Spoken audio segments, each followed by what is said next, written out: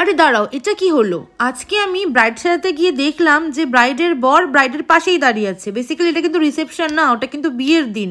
বিয়ের দিন ব্রাইডের বর পাশে দাঁড়িয়েছে, একটু অবাক কাণ্ড না? কারণ বেসিক্যালি আমরা জানি যে বিয়ের দিন বর বিয়ে করতে আসে বউকে বউয়ের বাড়িতে, বাট আমি এখানে দেখলাম যে বর অলরেডি পাশে দাঁড়িয়ে আছে, বউকে সব সাজার জিনিস বার করে দিচ্ছে। ঘটনাটা শুনলে তোমরাও অবাক হবে। কি ঘটনাটা জানতে কিন্তু পুরো ভিডিও অবধি থাকতে হবে। আর তারপর ছিল আরেকটা ঘটনা, ব্রাইড সারা মুখ ভর্তি কাঁচা হলুদ মেখে চলে এসেছিল, সেটা তুলতেও আজকে নাজেহাল অবস্থা। আর ব্রাইডের হাঁটু অবধি চুলেও আজকে নাজেহাল অবস্থা।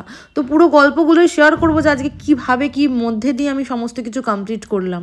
হাই, আমি ব্রাইডাল মেকআপ আর্টিস্ট তনুশ্রী চলে এসেছি নতুন একটা বিয়ের ভিডিওর ব্লগ নিয়ে। ব্লগগুলো আপলোড করা এই কারণ তোমাদের এক্সপিরিয়েন্সও তোমরা শেয়ার করতে পারবে, আর আমার এক্সপিরিয়েন্সও তোমাদের শেয়ার করতে পারবো, যে কারণে তোমাদেরও নতুন নতুন অনেক এক্সপিরিয়েন্স বাড়বে যে আমাদের কত কিছু ফেস করতে হয়। তো তারপর প্রথমে চলে গেছিলাম মেট্রো স্টেশন, নৈহাটি থেকে দমদম মেট্রো, দমদম মেট্রো থেকে টলিগঞ্জ থেকে একটা ট্যাক্সি ধরে চলে গেছিলাম প্রায় 1 ঘন্টা জার্নি করে, প্রায় অনেকটা দূর। লোকেশন ছিল জোকা। তো দেখতে পাচ্ছ জোকাতে নেমে যেখানে নাম হলো সেখান থেকে ডান দিক বাদিক গলিগালা পেরিয়ে লাস্টে এলাম ব্রাইডের বাড়ির সামনে। আর ব্রাইড আমাকে নিতে চলে এসেছিল। আর তারপর গিয়ে জানতে পারি যে ব্রাইড বলছে আমার এখনো গায়ে হলুদই হয়নি, তোমরা ওপরে গিয়ে গায়ে হলুদের জায়গা দেখে এসো, আমি একটু ফটোশ্যুট করে আসি। আর ঘড়িতে তখন বাজে প্রায় 1:30টা। কোথেকে হলুদ মাখলে তুমি? ছেলের হলুদ এসে গেছে। সবার আগে তুমি মেখে নিয়েছো? তোমার কি আছে? তাহলে তুমি সবার আগে হলুদ মেখে নিয়েছো। আমি বলেছিলাম ঘড়িতে তখন বাজে 1:30টা, কিন্তু এটা আমি 10-15 মিনিট পর মনে হলো তোমাদের সাথে শেয়ার করবো বলে ফোনে একটু ভিডিও করলাম। আর গিয়ে দেখছি 2 প্লেট মিষ্টি ভর্তি করে দিয়ে দিয়েছে। তো মিষ্টিটা খেতে খেতে দেখলাম যে গায়ে হলুদ চলছে, এখনো রিচুয়ালস চলছে। আর আমি বলেছিলাম ও বলেছিল 5টার মধ্যে রেডি করতে হবে, সেহেতু আমি বলেছিলাম 1:30টার মধ্যে কিন্তু মেকআপ করতে বসে পড়তে হবে। আর কি আমি বসে এখানে দেখছি, আর সত্যি ভাগ্যে আজকে আমার একটা বুকিং ছিল, যদি 2টো বুকিং থাকতো আমার যে কি নাজেহাল অবস্থা হতো সেটা আমিই জানি। তো যারা 2টো করে বুকিং নেই তাদের অবস্থা কি হয় সেটা বুঝতেই পারছি। তারপর এতক্ষণ বসার পর দেন বললো যে এখানে মেকআপ হবে না, মেকআপ হবে অন্য একটা জায়গায়। আবার ব্যাগপত্র বোঝাই করে নিয়ে বেরিয়ে পড়লাম। আবার ডান দিক বাদিক করতে চলে এলাম বিমান ভিলা। তার এখানে মেকআপ প্রোডাক্ট সাজিয়ে আমি ঘুমিয়ে পড়েছি। প্রায় এখানে এসেও প্রায় আমি 1 ঘন্টা 40 মিনিট ধরে বসে আছি, ব্রাইড আসে না। আর এখানে আমার হেল্পিং হ্যান্ড ঋতু, সেও বসে আছে। এবার ঘটনাটা এইখানে দেখলাম যে ব্রাইডের বর ব্রাইডকে সমস্ত প্রোডাক্ট বার করে দিচ্ছে, জিনিস বার করে দিচ্ছে। আমি তখন জিজ্ঞেস করলাম যে বর তো বিয়ে করতে আসে, তুমি এখন থেকে চলে এসছো, তুমি কি বর? তখন বলছে হ্যাঁ আমিই বর। তো দেখো এখানে অলরেডি দেখো 1:30টার সময় ঢুকেছিলাম, বাজে 3:06। এতক্ষণ ধরে কিন্তু বসা উইদাউট কোনো মেকআপ আমি করিনি। তো চলো মেকআপ করতে তোমাদেরকে আমি স্টোরিটা বলবো যে কী কারণে বউয়ের পাশে বর অলরেডি এসে বসে আছে। তো যে ব্রাইড যে ছিল সে তার মা রয়েছে, আর কি বল বাবা হয়তো কোনো কারণে নেই এই পৃথিবীতে। তো সে কারণে সেটাই আমাকে বলেছিল গল্পটা। তো সেই কারণে ওদের অনেক বছরের রিলেশনশিপ, কাইন্ড অফ 10 থেকে 12 বছর সামথিং। তো সে কারণে ওরা চেয়েছিল যে ওদের বিয়েটা একসাথে করতে। ও একা হাতে কিছুই করতে পারতো না, সমস্ত পাশে একজন সাপোর্টিভ মানুষ দরকার ছিল। সেই জন্য ওরা প্ল্যান করে একসাথেই বিয়ে করেছে, যে ওর বর ওকে প্রথম থেকেই সকাল থেকে ওর পাশেই ছিল, ওকে সমস্ত গুছিয়ে দেওয়া, সমস্ত কি ডেকোরেশন হবে অ্যান্ড অল সবটাই করেছে ওরা একসাথে। তো এই কারণেই ওর বর প্রথম থেকেই ওর বাড়ির লোকেশনে রয়েছে।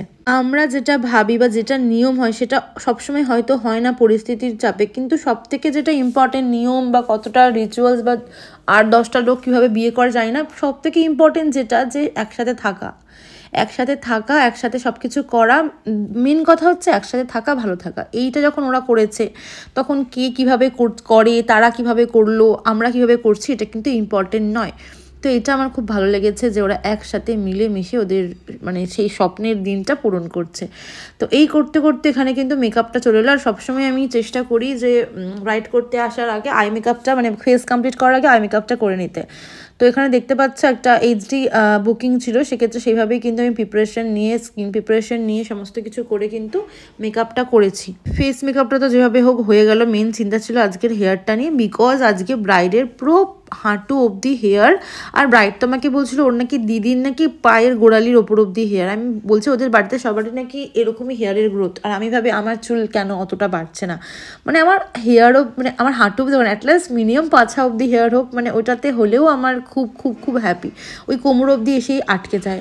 এটার কোনো সলিউশন তোমাদের কাছে থাকলে আমাকে অবশ্যই জানাবে যে কী করে চুল বাড়ে। আমার না চুলগুলো ছিঁড়ে যাচ্ছে ডগা থেকে, মানে তোমরা অনেকে দেখে বলো যে আমার চুল ভীষণ সুন্দর, হ্যাঁ হয়তো ছবিতে দেখতে সুন্দর লাগে, হ্যাঁ ন্যাচারালি সিল্কি আছে, কালারফুল ভালো লাগে দেখতে, কিন্তু মেন রিজন আমি যেটা চাইছি যে অনেকটা বড় হোক, লং হেয়ার হোক, সেটা আমার হচ্ছে না। সেটা কি আর কোনোভাবে হওয়া সম্ভব নাকি ওটা জেনেটিকের কারণেই হয়, ন্যাচারালি আর যাদের চুল লম্বা হয় না তাদেরকে হয় না, একটু জানিও। তো আজকে ব্রাইডের ডিমান্ড ছিল যেন কপাল ভরে একটা কলকা হোক, তো সেভাবেই ওকে আমি একটা কলকা করার চেষ্টা করেছিলাম। তো ওর মুখে রিভিউটা শুনবো যে ওর কিরকম লেগেছে কলকাটা করে। খুব সুন্দর হয়েছে, খুব ভালো হয়েছে, মনের মতন হয়েছে। Thank you so much. বলেছিলাম যে কপাল ভর্তি একটা প্রজেক্ট খুব পছন্দ হয়েছে। Thank you. এবার শাড়িটা পরে তারপরে পুরো জুয়েলারি টুয়েলারি নিয়ে ফাইনাল লুকটা আবার তোমার সাথে শেয়ার করবো।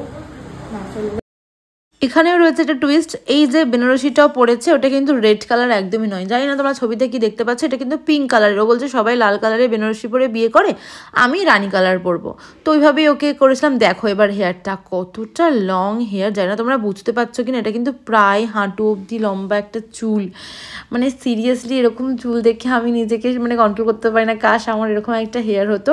তো ওই হেয়ার আজকে চুল বাঁধতে বাঁধতে আমার হাত পুরো ব্যথা, ব্যাকামিং করতে করতে হাত ব্যথা, মানে পুরোটাই হাত ব্যথা হয়ে গেছে। বাট আমাদের এটা কাজ, আমাদের হাত ব্যথা হোক, পা ব্যথা হোক, কোমর ব্যথা হোক, আমাদের কিন্তু ব্রাইডকে ফুল ফিনিশিং দিয়েই কিন্তু বাড়ি আসতে হবে। তারপর ছিল আমার ফেভারিট পার্ট, জুয়েলারি পরানো। এই জুয়েলারি পরাতে কি যে সুন্দর লাগে, ছোট্ট ছোট্ট সোনার গয়না এরকম গলা ভর্তি করে পরা, মানে খুব খুব মিষ্টি লাগে। এই হচ্ছে আজকে আমার ব্রাইডের ফাইনাল লুক। লুকটা কেমন লাগলো অবশ্যই কমেন্ট করে জানিও। তোমরাও যদি তোমাদের স্পেশাল ডেতে এরকম সুন্দর সুন্দর মেকওভার পেতে চাও, আমার অফিসিয়াল নাম্বার 8276085684 এই নাম্বারে যোগাযোগ করবে। তো সব কিছু কমপ্লিট হওয়ার পর ব্রাইড বললো তুমি কিন্তু অবশ্যই ফুচকা খেয়ে যাবে। তো চলে এসেছি ডাইরেক্ট ফুচকা স্টলে। ফুচকা স্টল থেকে এরকম একটা গোলগাপ্পা ঝাল ঝাল মুখে নিয়ে একদম কিন্তু মনটাকে তাজা করে বাড়ি ফিরলাম। আর বাড়ি ফেরার সময় একটা লং জার্নি, যোগা থেকে যেতে হবে নৈহাটি, ভাবতে পারছো গাইজ।